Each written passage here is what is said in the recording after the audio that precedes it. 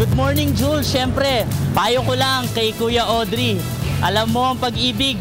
Ay, alam mo, ang pagluluto pala ay parang pag-ibig. Natututunan yan, ano? Natututunan yan hanggang makuha mo ang tamang lasa. Yan yon. So, anyway, silipin na natin ang sitwasyon ng traffic ngayong Tuesday morning dito sa area ng Quezon Avenue at EDSA. Unahin na natin itong parte ng EDSA. Nakikita natin hanggang sa kasalukuyan, wala namang problema pa dito sa may flyover ng Quezon Avenue EDSA.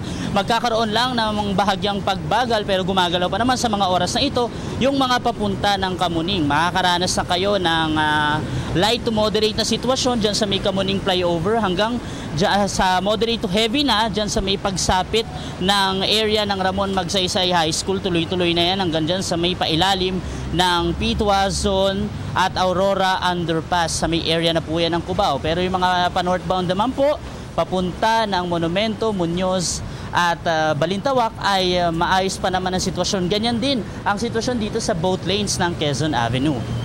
So paalala po sa mga tagalungsod ng Maynila, ang pedicab po at ang kuliglig ay ipagbabawal na or ipi-phase out na po sa ilang major roads dyan. Simula October 15, yan po ay ayon sa pamahalaang lungsod ng Maynila. Ipinatutupad po yan bilang bahagi na rin po ng proyekto ng pagbabawas ng mga sasakyan sa kalsada upang makaluwag sa daloy ng trapiko. No?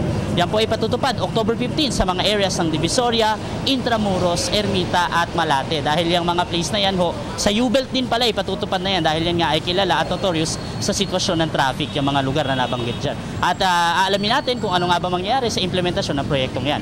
Anyway, ang number coding natin for today, Tuesday, numbers 3 and 4. Kung ang plaka ng inyong sasakyan ay nagtatapos sa mga numerong yan, hindi po kayo pinapayagang bumiyahe simula alas 7 ng umaga hanggang alas 7 ng gabi. Pero malaya ninyo magagamit ang inyong mga sasakyan yan ay simula alas 6 ng umaga hanggang alas 3 ng hapon.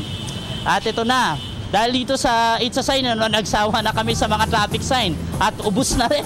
Anyway, hindi naman nauubos yung mga traffic sign na yan, pero naisip namin, mas marami rin tayo matututunan sa mga road markings. Ano nga ba yung kahulugan ng mga marka na nakikita natin sa kalsada? Kaya ibabahagi namin dito sa It's a Sign sa mga susunod na araw ang mga road markings na yan. Isa na ito, kung may broken heart, meron ding broken line. Ano nga bang kahulugan nito? Mamaya alamin natin sa ikalawang traffic update. Balik sa inyo dyan sa studio. Ako po si Cathy San Gabriel. Subscribe na sa PTV YouTube channel. I-click lang po ang subscribe button.